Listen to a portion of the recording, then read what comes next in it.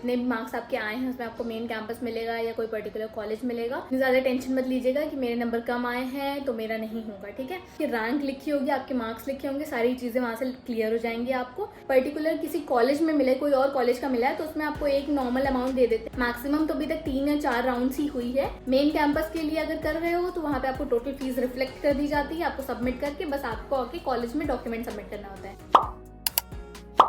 Hey guys, welcome back to the channel. This side Rajshree और आज हम आ गए हैं LU की काउंसलिंग प्रोसेस के बारे में सारी डिटेल्स लेके। तो वीडियो को एंड तक देखना और होप ये आपको हेल्प करे जो भी जानकारी आपको चाहिए रिलेटेड टू काउंसलिंग। तो सबसे पहले मैं आपको ये बता दूं कि अभी आंसर कीज रिलीज़ हो गई होंगी, आपने चेक भी किए होंगे आपके मार्क्स के कितने मार्क्स आ रहे हैं, क्या सेफ स्कोर है और सारी चीज़ें। अभी बहुत सारे लोग कंफ्यूज होंगे कि जितने भी मार्क्स आपके आए हैं उसमें आपको मेन कैंपस मिलेगा या कोई पर्टिकुलर कॉलेज मिलेगा। तो इस वीडियो को एंड तक देखना, मैं लाइन बाय लाइन सारी ही चीज़ें बताने वाली हूँ आपको। सो फर्स्ट हम बात करने वाले हैं आंसर कीज़ के जो भी मार्क्स आए हैं आपके। देखिए, जितनी ज़्यादा सीट्स होंगी, अगर आपके मार्क्स कम भी हुए तो आपको मेन कैंपस इजीली मिल जाएगा। तो ये भी बात की श्योरिटी लीजिए। अगर आपके 120 प्लस स्कोर है, 120 तक स्कोर है, तो आपका एक सेफ साइड बना हुआ है, आपको मेन कैंपस आराम से मिल सकता है। इसके अलावा कैटेगरी सर्टिफिकेट भी मैटर करता है, उसके हिसाब से आपकी रैंकिंग आएगी, ठीक है। वो चीज़ भी मैटर करती है। तो इतनी ज़्यादा टेंशन मत लीजिएगा कि मेरे नंबर कम आए हैं तो मेरा नहीं होगा, ठीक है। हो सकता है आपको मिल जाए मेन कैंपस। सो पहले तो मैं ये बता दूं, जैसे कि कुछ कोर्सेज है, फॉर एग्जांपल BA को ले लेते हैं। BA में पर सब्जेक्ट 300 सीट्स हैं, ठीक है। अगर आप किसी पर्टिकुलर सीट के लिए अप्लाई कर रहे हो तो होप वो आपको मिल जानी चाहिए। अगर आपके 120 से ज़्यादा स्कोर है या फिर 100 प्लस स्कोर है तो आपको आराम से मिल जाएगा, ठीक है।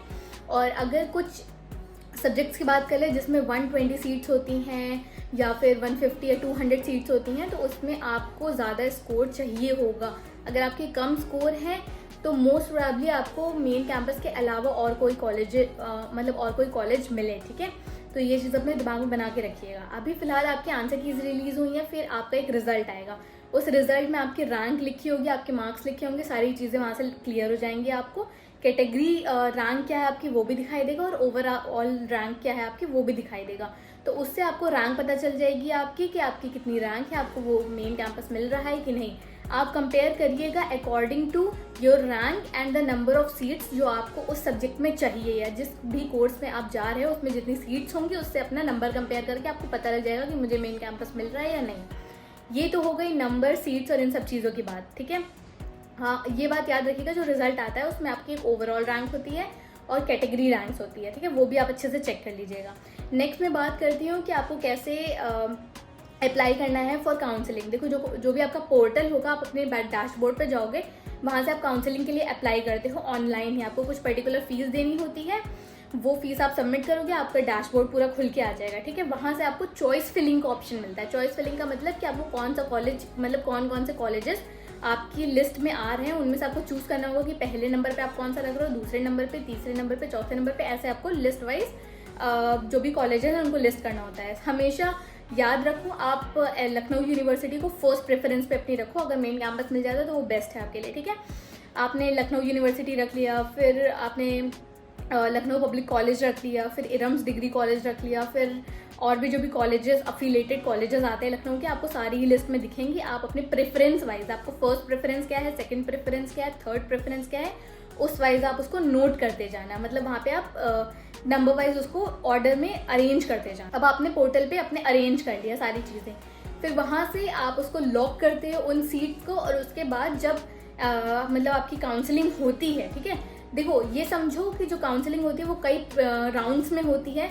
तो अगर जैसे पहली राउंड में आपकी काउंसलिंग होकर आई, ठीक है, फिर उन्होंने कहा कि मतलब आपको ये पर्टिकुलर कॉलेज मिल रहा है, ठीक है। फिर वहाँ से एक ऑप्शन आता है आपको सीट लॉक करने का, जिससे आपका एक अलॉटमेंट लेटर जनरेट हो जाएगा, जिसका मतलब है कि आपका फाइनल एडमिशन यहाँ हो चुका है। और एक आता है सीट अपग्रेड करने का। अपग्रेड करने के ऑप्शन में क्या होता है, जैसे फॉर एग्जांपल आपको जो भी आपने चॉइस फिलिंग की है, ठीक है, उसमें से आपको सेकंड कॉलेज आपका मिला और आपको नहीं चाहिए वो सेकंड कॉलेज, आपको चाहिए मेन कैंपस या आपको अपनी फर्स्ट प्रेफरेंस चाहिए, तो वहाँ से आपको क्या करना होगा, सीट अपग्रेड ऑप्शन चूज करना होगा, ना कि लॉक का, ठीक है।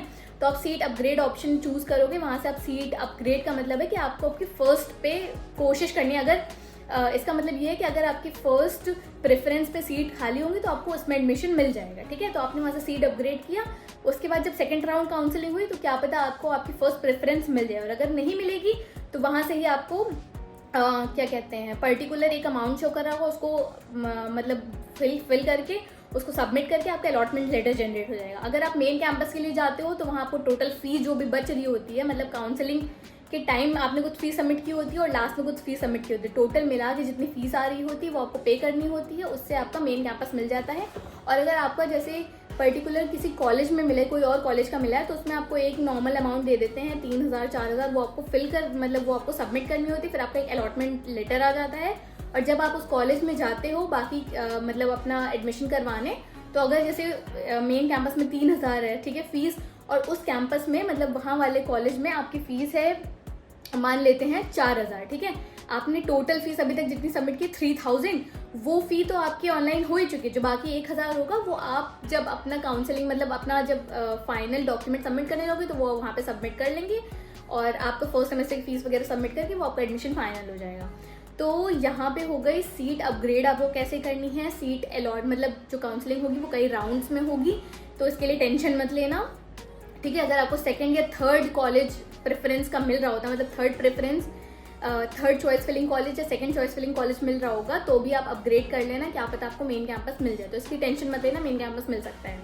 रही सब्जेक्ट्स की बात, जैसे कुछ बीए में होते हैं कि आपको सब्जेक्ट्स भी अपनी प्रेफरेंस में डाले होंगे कि आपको फर्स्ट मेजर सब्जेक्ट कौन सा चाहिए, सेकंड मेजर सब्जेक्ट कौन सा चाहिए, थर्ड मेजर कौन सा सब्जेक्ट चाहिए, उस हिसाब से वहाँ पे आपको सब्जेक्ट भी मिलेगा, ठीक है। फॉर एग्जाम्पल इकोनॉमिक्स और पॉलिटिकल साइंस आपने फर्स्ट पे डाला, ठीक है, 2 सब्जेक्ट ले लेते हैं अभी, और आपको इकोनॉमिक्स मिल गया जबकि आपको पॉलिटिकल साइंस चाहिए, तो वहाँ से भी आप अपग्रेड कर सकते हो। बट अगर ऐसा नहीं होता है तो आपको वही इकोनॉमिक्स की ही सीट मिलेगी, तो अगर आपको ठीक लगे तो आप वहाँ एडमिशन ले सकते हो। तो ये हो गई सारी बात regarding the seat allotment, regarding the round of counselling, ठीक है। 3 4 5 मतलब जितनी सीट खाली होती है उस हिसाब से काउंसलिंग होती है। मैक्सिमम तो अभी तक 3 या 4 राउंड्स ही हुई है, तो इसके लिए ज़्यादा टेंशन लेने की ज़रूरत नहीं। तो मैंने अभी तक बात की और आपको बताया कि रिजल्ट्स जो आएंगे, रैंकिंग आपकी डिपेंड करेगी सीट्स के ऊपर। उसके अलावा जब आप काउंसलिंग के लिए अप्लाई करते हो तो वहाँ पे आपको कॉलेज प्रेफरेंस दी जाती है, कॉलेज के लिए चॉइस फिलिंग दी जाती है, वहाँ से आप लॉक करते हो या अपग्रेड करते हो। इसके अलावा आप अपना पर्टिकुलर सब्जेक्ट चूज़ करते हो, ये सारी चीज़ें होती हैं। फीस सबमिट करते हो, मेन कैंपस के लिए अगर कर रहे हो तो वहाँ पे आपको टोटल फीस रिफ्लेक्ट कर दी जाती है, आपको सबमिट करके बस आपको आके कॉलेज में डॉक्यूमेंट सबमिट करना होता है। तो काउंसलिंग आपकी जब हो जाएगी, जब ये फाइनल चीज़ें मतलब अलॉटमेंट लेटर आपका जनरेट हुआ, इसका मतलब आपका एडमिशन हो गया उस कॉलेज में, ठीक है।